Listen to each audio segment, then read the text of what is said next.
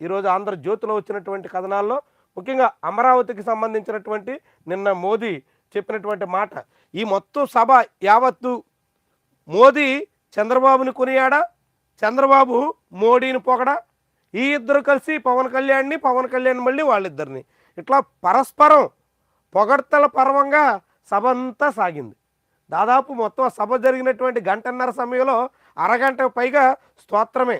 ఒకరినొకరు ముఖస్థితి కోసం పొగుడుకున్నారా, లేక ఇంకా ఏమైనా కారణాలు ఉన్నాయా అనేది ఆశ్చర్యకరం. ఎందుకంటే ఇదే నేతలు, ఇదే మోదీ 5 ఏళ్ల క్రితం చంద్రబాబు నాయుడు రాజధాని పేరుతో అవినీతికి పాల్పడుతున్నారు, పోలవరాన్ని ఏటీఎంగా మార్చుకున్నారు అంటూ విమర్శించారు.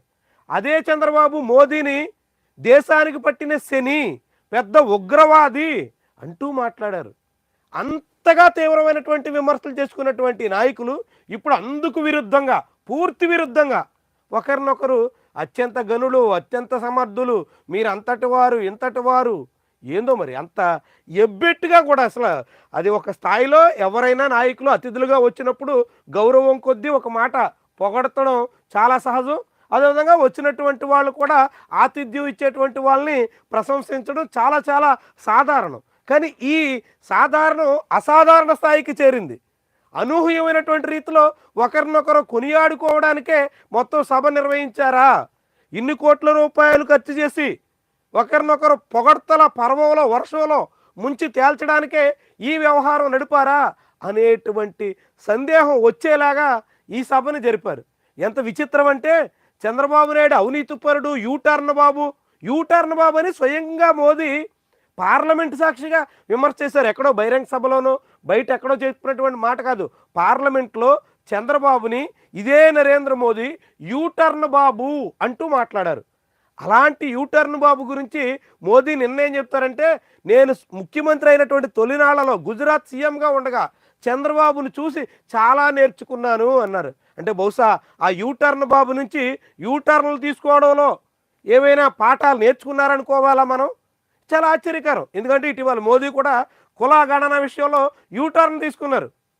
కులగణన గురించి అడిగినటువంటి వాళ్ళని అర్బన్ నక్సలైట్లు అంటూ 2 ఏళ్ల క్రితం విమర్శించినటువంటి మోదీ ఇప్పుడు దేశవ్యాప్తంగా కులగణన చేస్తాం అంటూ నిర్ణయం తీసుకున్నారు. ఇట్లాంటి యూటర్న్లు ఏమైనా చంద్రబాబు నుంచి మోదీ కూడా నేర్చుకున్నారా అని మనం సందేహించాల్సి వస్తుంది. అట్లా ఈ పొగడ్తల పర్వంతో సభ మొత్తం దాదాపుగా ఈ దాంతోనే గడిచిపోయింది. సభ యావత్తు ఒకరొకరు అమరావతికి, ఆంధ్రప్రదేశ్కు సంపూర్ణ సహకారం ఇస్తాం, మోదీ ఇస్తామని చెప్పారు తప్ప ఏమిస్తాం, ఎంత ఇస్తాం, ఎప్పుడు ఇస్తాం, ఏ రూపంలో ఇస్తాం, ఈ విషయాన్ని మాత్రం ఆయన చెప్పలేదు. ఎందుకని? ఏమి ఇవ్వవసరలా.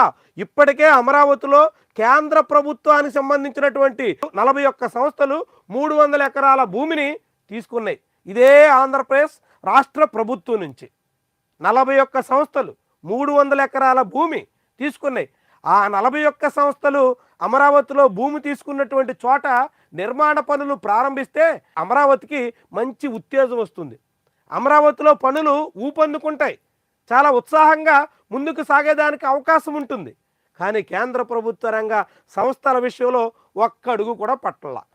11 ఏళ్ల నుంచి కేంద్ర ప్రభుత్వం తన కార్యాలయాల కోసం తీసుకున్నటువంటి భూముల్లో పనులు చేపట్టడానికి సిద్ధం కావటం లేదు. అమరావతి ఇంద్రుడి రాజధాని, అమరావతి అంత శక్తివంతమైంది, అమరావతి ఇంకా మామూలుగా ఉండదు, ఇంకా అమరావతి అభివృద్ధి అయితే ఆంధ్రప్రదేశ్ జీడిపి అసాధారణమైనటువంటి స్థాయిలో ఉంటుంది. ఇలాంటి మాటలు చెప్పడం ద్వారా మోడీ ఏం సంకేతం పంపదలుచుకున్నారు అంటే, కేవలం నేనేమీ చేయవసరం లేదు, అంతా చంద్రబాబే చూసుకుంటారు, చంద్రబాబే సమర్థుడు, చంద్రబాబు చేతుల్లోనే పెట్టేస్తున్నాం, చంద్రబాబు గనుడు కాబట్టి ఎలాంటి ప్రాజెక్ట్ అయినా పూర్తి చేయగలిగినటువంటి ఘనత ఆయన ఒక్కడికే దేశంలో ఉంది కాబట్టి ఆయనే పూర్తి చేస్తారు, మా పాత్ర ఏమీ అవసరం లేదు అనేటువంటి సంకేతాన్ని నిన్న మోదీ అమరావతి సభ సాక్షిగా ఇచ్చినట్టు కనిపిస్తుంది. మరి ఇది ఎంతవరకు సమంజసం? విభజన చట్టం ఏం చెప్తుంది? కేంద్ర ప్రభుత్వ బాధ్యత ఏంటి? కేంద్ర ప్రభుత్వంలో ప్రధానమంత్రిగా ఉన్నటువంటి మోదీ ఆంధ్రప్రదేశ్ ప్రజల ఆకాంక్షలు, ఆశల విషయంలో ఎంత సానుకూలంగా స్పందించాలి? సహజంగా ముఖ్యమంత్రులు ఇప్పుడు చంద్రబాబు కానీ, అంతకుముందు జగన్మోహన్ రెడ్డి కానీ ఏదన్నా ఒక అసెంబ్లీ నియోజకవర్గంలో పర్యటనకి వెళ్తే అక్కడ ఎమ్మెల్యేలు కొన్ని చిట్టా విప్పుతారు, మా నియోజకవర్గానికి అది కావాలి, ఇది కావాలి, ఈ సమస్యలు ఉన్నాయి, ఆ సమస్యలు ఉన్నాయని. ఆ తర్వాత మాట్లాడేటువంటి ముఖ్యమైనటువంటి స్పీకర్ ముఖ్యమంత్రి హోదాలో మాట్లాడుతున్నప్పుడు మేము అంత చేస్తాం ఇంత చేస్తాం అది చేస్తాం ఇది చేస్తామని చెప్తారు. నిన్న అమరావతికి ప్రధానమంత్రి వచ్చినప్పుడు కేంద్ర ప్రభుత్వం అది చేయాలి ఇది చేయాలి అని ముఖ్యమంత్రి ఉప ముఖ్యమంత్రి అడిగిన దాఖలాలే లేవు. కేంద్ర ప్రభుత్వం నుంచి అది చేస్తాం ఇది చేస్తామని ప్రధానమంత్రి మోదీ చెప్పిన దాఖలాలు కూడా లేవు. ఎందుకనిది? ముఖస్థుతి కోసం పరస్పరం ఒకరినొకరు స్తుతించుకోవడం కోసం నిర్వహించినటువంటి సభలాగా మారిపోతే ఏమనాలి? జనాలకి ఏం ఉపయోగం?